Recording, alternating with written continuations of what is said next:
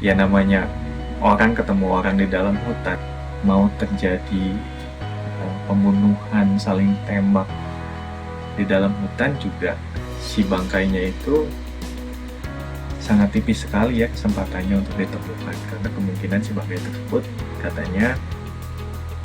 Assalamualaikum warahmatullahi wabarakatuh. Salam sejahtera bagi kita semua. Selamat datang di channel Johnny Rockset. Di kesempatan kali ini saya akan bercerita tentang perjalanan yang lagi merupakan suatu penugasan dari kantor tempat saya bekerja ke suatu provinsi yang terletak tidak jauh dari kota Jakarta.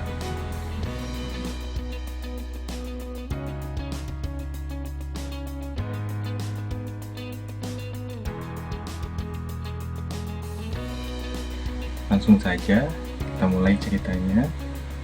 Jadi kala itu saya bersama satu orang rekan kerja saya diberi mandat ya oleh tempat kerja untuk melakukan istilahnya sapu bersih lah ya, masih terkait dengan satu proyek program nasional seperti yang di episode pertama, untuk sapu bersih, memonitoring seluruh kesiapan peralatan yang ada di Provinsi Lampung ya. Tapi dibatasi, tidak semua kota yang berada di Provinsi Lampung, tapi hanya sekitar 4 lah. Sebut saja Kabupaten Pasawaran, Kabupaten Prinsewu, Kota Bandar Lampung, dan Kabupaten Waikanan. Selain karena jarak Lampung ini dekat dengan Jakarta, kala itu juga pertimbangannya kami membutuhkan mobil operasional ya ketika saat kami melakukan pekerjaan di Provinsi Lampung tersebut. Maka dari itu, keberangkatan saya kali ini adalah dengan menggunakan sebuah kendaraan minibus ya. Jadi mobil dinas punya kantor, lengkap dengan drivernya yang kebetulan driver tersebut cukup kenal dekat dengan saya ya, sebut saja namanya Pak Iwan.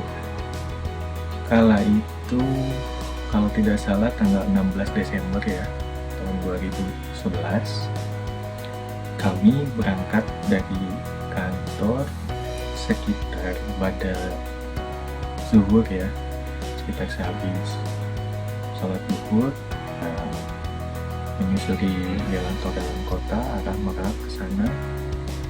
Dari kantor tempat saya bekerja sendiri, yaitu di bilangan Jakarta Selatan itu, menuju ke Pelabuhan Merak itu bisa menghabiskan waktu sekitar 3-4 jam lah ya kalau nyantai. Dan saat itu kami pun agak-agak santai gimana lah gitu. Jadi di rest area kami pun berhenti sejenak, ngopi-ngopi macam-macam.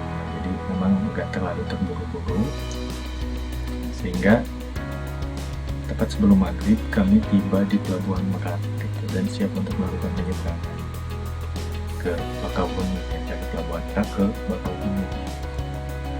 Dari Pelabuhan Merak ke Bakauheni itu mobil diangkut ya biasa oleh kapal-kapal rokok ya.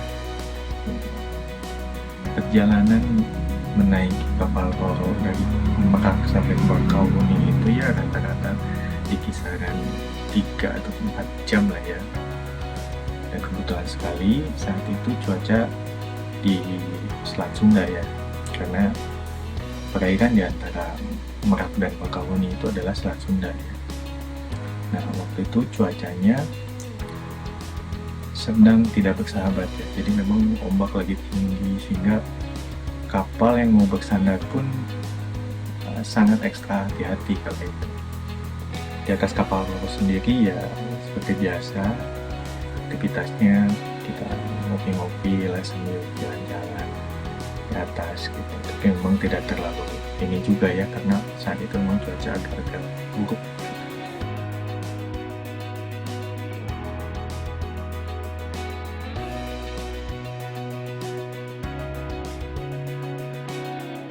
Setelah beberapa jam akhirnya kami tiba di Bakauheni. Itu setelah unloading kendaraan kami sampai ke Pelabuhan Bakauheni, kami pun melanjutkan perjalanan langsung menuju ibu kota dari Provinsi Lampung ya, yaitu Kota Bandar Lampung.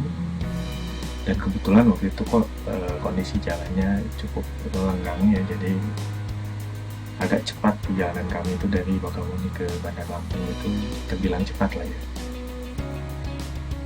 Dan kurang lebih sekitar pukul 11 malam kami sudah tiba di Bandar Lampung. Dan kala itu kita langsung menuju ke salah satu hotel ya, yang sudah dipesan sebelumnya, di booking sebelumnya oleh rekan dari cabang Lampung. Hotelnya cukup nyaman, tapi di sini saya tidak akan menyebutkan merek hotelnya ya. Hanya hotel itu memang hotel yang udah agak lama di Bandar Lampung dan lokasinya cukup strategis juga. Itu aja dulu. Sampai di hotel seperti biasa kita langsung ya bersih-bersih, sambil ngobrol-ngobrol, ngopi, dan ya nggak lama kayak gitu pun kami pun tertidur ya. Keesokan harinya kita langsung berkoordinasi ya ke kantor cabang kami yang ada di Lampung. Sekaligus saya bersama rekan kerja saya sepakat untuk men-split ya, membagi tanggung jawab. Jadi kami berpencak kala itu untuk melakukan pekerjaan itu dengan pertimbangan ada salah satu kabupaten yang letaknya jauh, yaitu Waikanan ya. Jadi pertimbangannya kala itu teman saya pergi ke Kabupaten Waikanan, sementara untuk Kota Bandar Lampung, Pringsewu, dan Sawangan itu saya yang menyapu bersih. Dari penugasan inilah awalnya saya bisa mengenal teman-teman yang sampai saat ini masih bersahabat di Lampung sana, dan mereka rata-rata terlahir di Lampung, namun merupakan keturunan asli dari Jawa ya. Karena dari bahasa sehari-hari yang digunakan oleh mereka pun bahasa Jawa. Kegiatan kami kala itu selama berhari-hari itu ya, kita menghabiskan waktu seperti itu. Pagi langsung menyusuri target-target pekerjaan yang harus saya rampungkan bersama rekan kerja saya itu, seperti layaknya berdinas biasalah, nggak banyak cerita juga. Singkat cerita, setelah selesai semuanya dengan urusan pekerjaan, kala itu di satu malam ya, ketika kami sedang berada di hotel sambil ngopi-ngopi, nyantai, merokok, kita ngobrol-ngobrol lah bertiga sama rekan kerja saya dan Iwan lah, sang driver ya. Kita ngobrol-ngobrol santai gitu, hingga akhirnya kami sepakat pada saat nanti perjalanan pulang kami akan memutar rute melewati Lampung Timur ya, dimana di Lampung Timur itu, di Kabupaten Lampung Timur itu terdapat salah satu taman nasional ya, yang cukup tua juga, yang merupakan tempat habitat asli bagi gajah dan harimau Sumatera serta badak mungkin. Dan saya yakin teman-teman juga sudah tahu ya, Taman Nasional Waikambas. Keesokan harinya setelah menyelesaikan semuanya ya, bla bla bla macam-macam, kami check out, langsung menuju ke kantor cabang kami di Lampung ya, istilahnya untuk berpamitan lah dengan rekan kerja di sana. Dan dari sana saya coba iseng buat menanyakan tentang rute untuk menuju Waikambas, dan pucuk dicinta Lampung tiba gitu. Rekan kerja kami di cabang Lampung tersebut memberikan arahan petunjuk jalan ya, agar perjalanan kami itu lebih efisien ya, nggak muter-muter istilahnya. Jadi mereka ngasih rute yang istilahnya nggak usah muter, nggak usah bolak-balik, jadi langsung sekali, dalam artian rutenya memang searah ke arah Jakarta ya. Iya, kurang lebih rute waktu itu bisa dilihat seperti ini nih rutenya.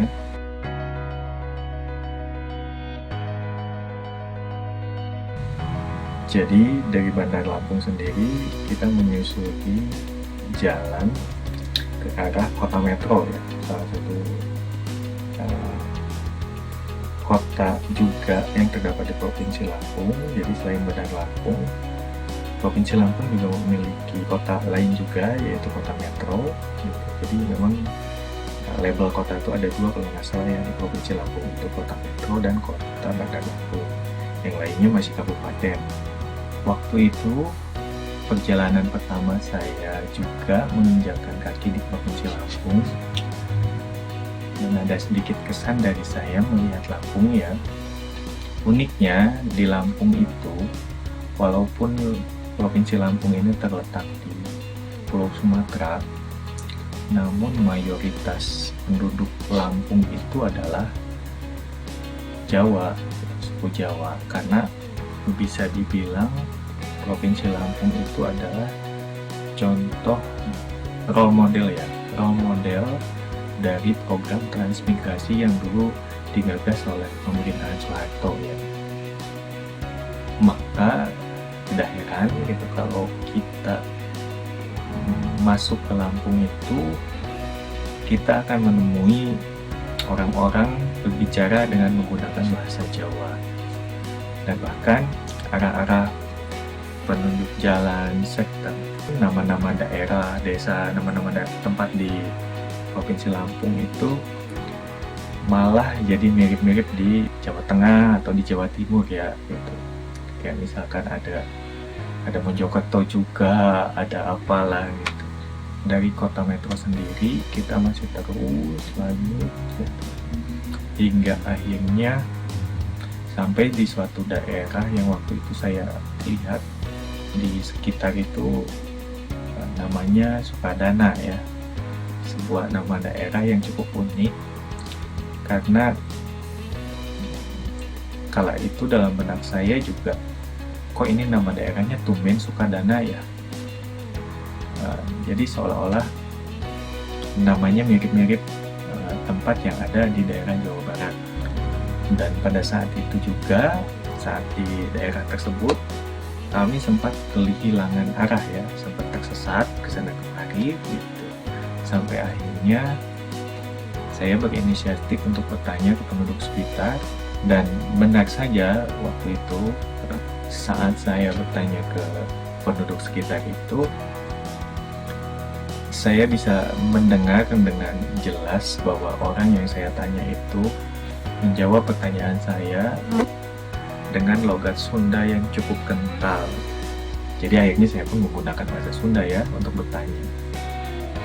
Alhasil setelah bertanya, dapatlah kita arah yang benar untuk menuju Waikabas. Dan dari obrolan sekilas bersama bapak-bapak yang saya tanya tersebut, ya bisa dibilang Sukadana itu mayoritasnya berpenduduk dari para transmigran yang berasal dari Jawa Barat. Makanya wajar kalau namanya Sukadana gitu, dan orang-orangnya pun yang ditemukan kebanyakan dari suku Sunda. Kenapa kehilangan arah? Karena masih sama seperti cerita pertama di Raja Ampat. Kala itu saya belum memiliki smartphone ya yang dilengkapi dengan GPS dan kamera gitu, karena memang 2011 itu terhitung masih mahal ya handphone seperti itu. Dan saat itu pun saya masih membawa handphone yang dulu saya bawa ke Raja Ampat, dan waktu itu karena kondisinya mati gitu, jadi sempat diservis dulu dan akhirnya jalan kembali. Dan masih saya pakai saat itu, saat perjalanan ini juga Jadi hampir sama halnya dengan di cerita pertama tentang Raja Ampat. Di perjalanan kali ini pun dokumentasi saya memang agak-agak kurang baik ya, agak-agak jelek gitu. Dari foto-foto yang dengan resolusi rendah, serta memang tidak banyak juga berfoto kala itu. Kembali ke cerita, jadi setelah beberapa lama menempuh perjalanan, akhirnya waktu itu saya tiba di Taman Nasional Waikambas ya. Dan perlu diketahui juga bahwa Waikambas ini merupakan taman nasional tertua ya di Indonesia. Letaknya lebih tepatnya terletak di Kecamatan Labuhan Ratu, Kabupaten Lampung Timur, Provinsi Lampung ya. Jadi Taman Nasional ini merupakan salah satu tempat wisata yang terbuka ya untuk umum. Di Taman Nasional ini kita bisa belajar tentang upaya-upaya pelestarian hewan langka yang ada di Indonesia, yang endemik Indonesia. Ya, di antaranya ada harimau, gajah, dan badak. Namun yang menjadi ikon dari Taman Nasional ini ya gajah lah ya, karena kebanyakan orang ketika ngomongin Waikambas pasti pikirannya oh ya gajah. Di Taman Nasional ini kita bisa melihat sekolah gajah juga ya, jadi waktu itu dalam upaya pelestariannya gajah juga dipakai sebagai media hiburan ya. Ada satu pegelaran itu penampilan gajah seminggu sekali kalau tidak salah, tampilkan atraksi gajah untuk menghibur penonton. Itu ada gajah yang main bola macam-macam lah ya. Selain itu kita bisa juga menaiki gajah, itu ada semacam tour. Kalau mau naik gajah masuk ke dalam hutan itu ada semacam paket turnya ya waktu itu. Jadi kita bisa naik gajah menyusuri hutan selama 1 jam atau ada yang 30 menit gitu, melihat kehidupan alam liar di Taman Nasional Waikambas gitu, dengan menunggangi gajah dipadu dengan pawang gajahnya ya yang mengikuti, menyusuri habitat asli dari gajah-gajah tersebut gitu. Harimau Sumatera juga badak, melihat keanekaragaman hayati juga di dalam Taman Nasional tersebut. Ya kurang lebih 1 jam lah ya kalau nggak salah pakai tur. Tapi itu juga yang menjadi kontroversi ya bagi sebagian orang yang memang berjuang lah untuk jadi pemerhati gajah mungkin ya, saya belum paham lah. Tapi intinya pertunjukan menunggangi gajah itu seolah itu menjadi kontroversial ya sekarang. Karena saya juga sering melihat beberapa tulisan yang ditulis oleh para pemerhati gajah yang mungkin peduli dengan nasib gajah-gajah tersebut gitu. Jadi mereka tidak setuju akan eksploitasi terhadap gajah Sumatera. Namun di sini saya tidak menilai juga, teman-teman semua mau sependapat dengan siapa silahkan, saya kembalikan masing-masing kepada Anda semua. Dan di sini saya hanya menyajikan saja sifatnya informasi sebagai pengetahuan. Ya mudah-mudahan bisa membantu teman-teman yang merencanakan perjalanan atau jalan-jalan wisata ke Waikambas. Harga tiket masuk sendiri kala itu kita membayar sekitar 20.000 ya, termasuk mobil.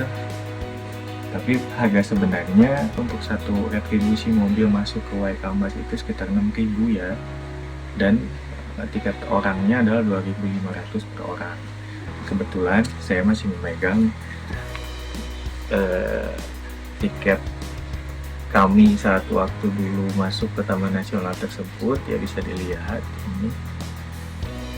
ini ada tiket parkirnya.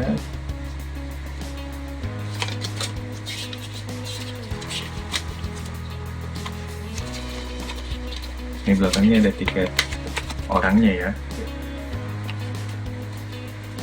Jadi kalau di total ini based on bukti tiket ini adalah sekitar 13.500 ya, tapi waktu itu kalau nggak salah ya kita memberikan uang 20.000 ya, dan memang tidak mengambil kembaliannya. Kebetulan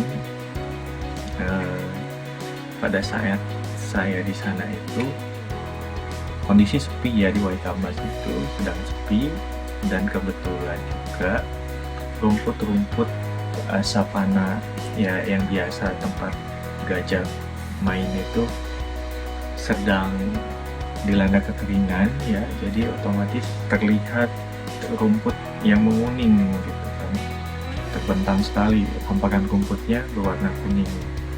Di sana saya juga mencoba ya untuk menaiki gajah juga gitu ya. Waktu itu kalau saya setengah jam lebih lah kita menyusuri jalan-jalan naik gajah, dan bayarnya tuh berapa ya, saya lupa juga sih waktu itu bayarnya berapa ya. Tapi yang pasti waktu itu saya bersama rekan kerja saya mencoba ya untuk naik gajah, kecuali Pak Iwan ya, karena Pak Iwan nggak mau katanya. Beliau lebih memilih menunggu di warung sambil ngopi-ngopi, makan makanan kecil lah gitu.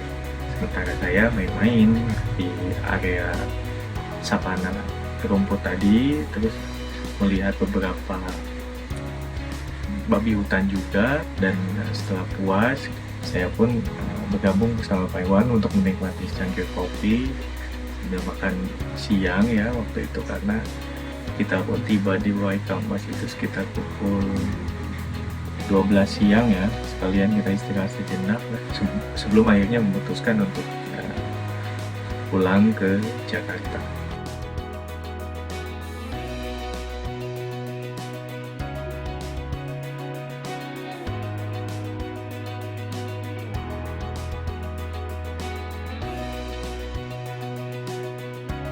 Nah, dan jika ada pertanyaan kenapa Waikambas, jujur saya akan jawab karena waktu itu tahun 2011 itu ada salah satu iklan toko ya yang bagi saya itu sangat menginspirasi sekali, dan saya mencoba untuk mengikuti destinasi apa yang ada di dalam iklan rokok tersebut. Bisa tertebak lah kalau teman-teman memperhatikan dengan jeli. Video pertama itu kebetulan Raja Ampat ya, dan sekarang ini di video kedua ini kebetulan Anambas gitu. Nah sebenarnya di video ketiga juga teman-teman mungkin sudah bisa menebak gitu saya akan menceritakan apa gitu. Melihat iklan tersebut memang cukup memacu adrenalin, jiwa petualang dalam diri saya ya. Jadi siapapun yang melihatnya itu seolah-olah ingin gitu berusaha mewujudkannya untuk sampai ke tempat-tempat yang ada di video tersebut. Kembali ke cerita, sambil beristirahat ngopi-ngopi di warung-warung sekitarnya yang ada di dalam Taman Nasional gitu, saya ngobrol dengan salah seorang jagawana ya. Jagawana itu penjaga hutan gitu kan, kebetulan ada juga di sana lagi ngopi dan mengorek-ngorek cerita tentang Taman Nasional Waikambas itu.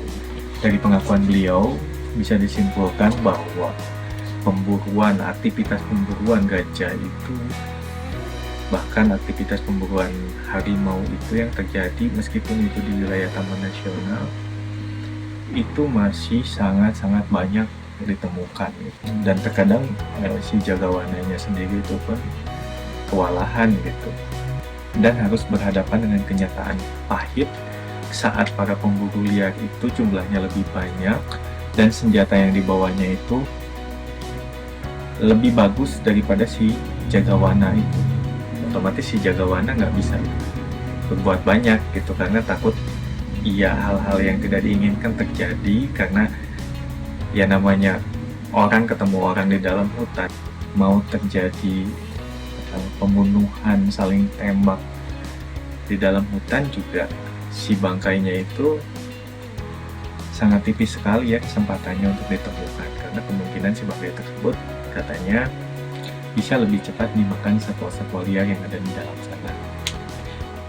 Jadi itu merupakan salah satu curhatan dari si Jagawana ya, yang kala itu kebetulan kami jumpai di warkop tersebut ya. Jadi kalau berbicara tentang seorang Jagawana yang berdedikasi itu memang resikonya tinggi juga ya. Saya sendiri respect lah melihat itu. Setelah cukup lama di Waikambas, kami akhirnya memutuskan untuk kembali ke Jakarta ya, melanjutkan perjalanan untuk pulang ke Jakarta dengan melewati lintas timur ya. Mungkin seperti yang teman-teman tahu bahwa lintas timur itu merupakan salah satu jalur rawan di Indonesia. Maka kami pun waktu itu tidak ingin melewati lintas timur tersebut ketika hari mulai gelap, karena di saat malam resiko untuk bertemu dengan para bajing luncat lah ya istilahnya di lintas timur itu lebih besar kemungkinannya. Makanya kami memutuskan kalau bisa melewati lintas timur itu sebelum hari gelap. Makanya kami waktu itu dari Waikambas melanjutkan perjalanan sekitar pukul 2 siang ya kalau nggak salah, langsung tancap gas, tidak berhenti lagi, hingga alhamdulillah akhirnya bisa mencapai Bakauheni itu sekitar pukul 5 lah ya, mungkin pukul 5 kalau nggak salah, setengah 5-an sore kalau nggak salah. Dan kebetulan di Bakauheni sedang ada operasi rutin ya yang dilakukan oleh kepolisian, yaitu saya kurang paham lah apa itu operasi rutin atau operasi dadakan, saya kurang paham, tapi yang jelas waktu itu ada operasi yang digelar oleh kepolisian di mana jadi hampir semua kendaraan yang akan keluar dari Lampung itu digeledah. Jadi memang sebenarnya random sih gitu, ada yang digeledah ada yang enggak. Kebetulan kendaraan kami waktu itu digeledah.